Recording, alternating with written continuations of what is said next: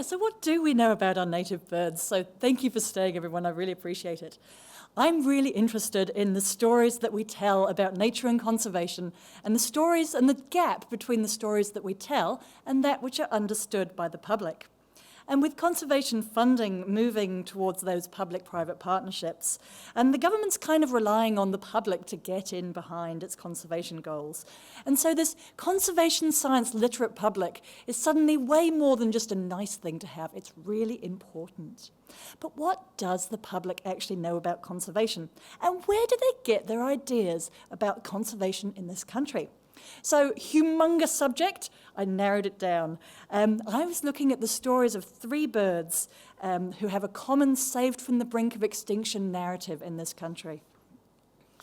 So the first one is the Takaha. And when these guys were rediscovered in the Murchison Mountains in 1948, this hit the news as far away as London. That's 1948 version of news going viral. So there are now about 300 Takaha, and they're classed as nationally critical, or they were. I can't keep up with the things that are changing. There we go. Now this is a beautiful bird. It's a Chatham Island black robin. And famously, there were only 5 of these guys and girls left in the 1980s. And they were all over the news in the 1980s and 90s. And they're still famous around amongst birders, but seen much less often in the mainstream media. And there are about 300 of these chaps left, and they're in 2 populations on the offshore Chatham Islands. Another thoroughly charismatic creature here. So kakapo have been in the mainstream media almost constantly in the last year. And there are about 154 of these fellas left, and they are also classed as nationally critical. But knowledge is, of course, experience dependent, and these birds no longer share an ecosystem with people. So the general public is way less likely to have had a one-on-one experience with these birds. So most of the experience that they've had with them is through the media. And the stories that the media have chosen to tell, and the ways in which they've chosen to portray these birds, tell the public most of what they know about them. So I decided to find out what the public did know about them. And being a social media person, I sent out a tweet last year. And I got actually 432 responses within a week. So I'm really wanting to tell you about the public who I'm surveying, because that sort of makes you think about the data as I'm presenting them. So the public who are being sampled have access to computers or smartphones, and they're either within my Twitter network or within the network of somebody who follows me. And that's actually really important. It's a very privileged public. So here is my survey. And I asked people not to look up the answers to these questions. I just wanted a sort of overall impression as to what people thought they knew. I also wanted to delineate very slightly between those who'd actually seen these birds and those who'd got all of their information from the media. And you'll notice that my questions about the Chatham Island black robin didn't ask whether people had actually seen them, because I kind of assume that people haven't. I'm always delighted to talk Chatham Island black robin with anybody who wants to. They're some of my favourite things. So here are the data. The answer to the question, have you ever seen a Takaha? I had 58% said yes, 37% said no, and 5% actually weren't sure whether they had or they hadn't. See, I had to look really carefully at the text of their responses, because some people who had said that they'd seen Takaha were totally unlikely to have done so. See, I don't believe that Takaha are hanging out at their local tip. I was also a smidgen stunned by the one complaint that somebody said that they hadn't included a picture so they wouldn't know if they'd seen one or not. I kind of didn't think I had to. And so here are the data of those who had, those who haven't, and those who may have seen a Takaha or not. Those who had seen a Takaha actually do know a little bit more about the numbers that are left than those who hadn't. In fact, order of magnitude already. But there's a huge amount of scatter. And this is the same graph, but with the over 1,000 extremes taken out. So the data kind of pull on both sides around that 400 mark. You see, I really want to be careful also to tell you that I'm not claiming cause and effect. I'm not claiming that having seen a Takaha, one suddenly magically knows all about their conservation status. The public who've had a one-on-one encounter with a Takaha would have experienced the sanctuary's interpretation of these birds too. Now, I haven't been to all the places where the Takaha are, but in explaining why somebody should pay to come come to their sanctuaries to see these birds, it'd be really surprising if they didn't do some contextualizing around the rarity of these birds and the reason that they're charging to see them. It's also not as though the Takaha had not been in the news since their rediscovery went viral in 1948. They had, in fact, featured a small time before I did the survey when 4 were mistakenly shot on Motutapu Island in August 2015. So both this article and most of the media surrounding this incident mention that there are only 300 of these birds left. Let's have a look at the Chatham Island black robin. So rather than asking whether the respondents had ever seen a robin, I assumed they hadn't, and I asked whether or not they had heard of them. And I also asked them to estimate whether they need to estimate the number of robins left if they had heard of them. So the answer to the abundance of these creatures ranged from 0 to 2,500, with an average of 202 birds. So they're about 300. It's the only bird for which the numbers were underestimated. The comments here were interesting. One person said that there were not more than a few thousand of these guys left, and they're considered a conservation success story, 300. And the answers to the question about how the public knew about these birds were fabulous. So 72% of respondents had heard of them, and 25% of these mentioned Old Blue, who was the last fertile female, and they mentioned her by name or said there was one founding female in the population. 26 out of the 300, so 9%, mentioned Don Merton, and they mentioned him by name or said one biologist, or as somebody said, a remarkable chap whose name I've forgotten.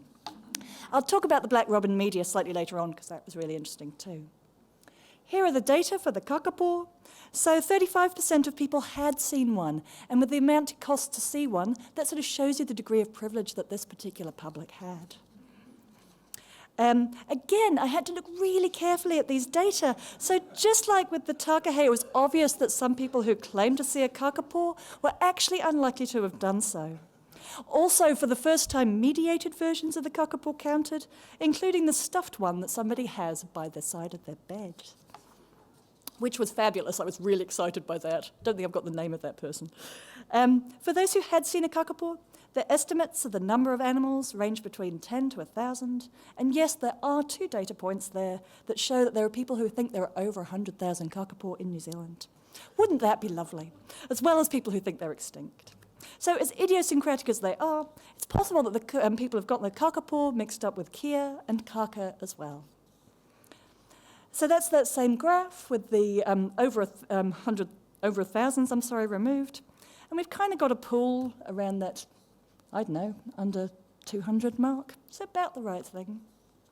Now we're in the era of peak kakapo media. In the weeks surrounding the survey, kakapo had been all of these media, including the front page of The Economist. My dad was very impressed by that.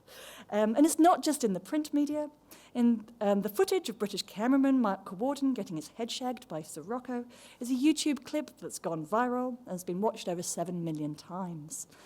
Sirocco tweets on the behalf of the Department of Conservation and has its own Wikipedia page. Last April, when the survey was taken, the Kakapo Recovery Facebook page had 35,000 likes. Contrast that with 5,000 likes of the Takaha Recovery Facebook page on the same day. Chatham Island Black Robin, now Facebook page. So, quick rundown of the data. All I really want you to look at is those humongous standard deviations. And as I'm actually not sure that the respondents were actually answering the question that I asked, I actually can't do any stats on this. But I think there are some things that I can pull out of this. So I'm going to look at the kakapo and the Takaha data separately from that of the Chatham Island Black Robins. Asking the different questions means that I got different data. Bit of an amateur move there, sorry about that. So my first incorrect assumptions were that the respondents would know what a Takaha or a kakapo was. I was wrong. And they don't necessarily know the difference between a Takaha or a pukeko and can't tell a kakapo from other New Zealand parrots. Those who had seen the animal did estimate the number remaining more accurately than those who had not. I can't, however, disentangle the existing knowledge of the specialness of these birds that led the respondent to go and see them from what they learnt about these birds when they went to see them. It's an area that could do with much further study. Interestingly, the number of kakapo were more overestimated than the number of Takaha. And the kakapo are the species that have been in the media much more recently than the Takaha. Is it something about the sort of positivity of the media that we're putting out there? Is the prevalence of kakapo in the media making the public assume that they are more, that they're there? And there's an example of availability bias. I'm sorry, it's been a long day. Again, there's a huge amount of scope for media analysis of the stories that we tell about these birds. Is that one? Yeah. So the light at the end of the tunnel seems to be that the data show that those who had seen these birds have a much better understanding of the numbers remaining than those who had not. But spending time with a kakapo or a Takaha takes money just as much as it takes interests. We're dividing access to these birds along an economic lines, and we're making access to them a luxury. Danielle Shanahan spoke about that yesterday. So the data around whether that people had heard of the Chatham Island black robin, the peak of the visibility in the mainstream media was in the late 1980s and 1990s, so it's not surprising that my millennial respondents had heard about them less. And so this story, although it's still really strong in the population, is actually decreasing. By far the most mentioned piece of media about people knowing about these birds was this children's book. And it was mentioned by, I haven't got the numbers on here, I'm really sorry. And so formative media is incredibly important. I think we should put money into making it or buying the heck out of it for our kids and our grandchildren.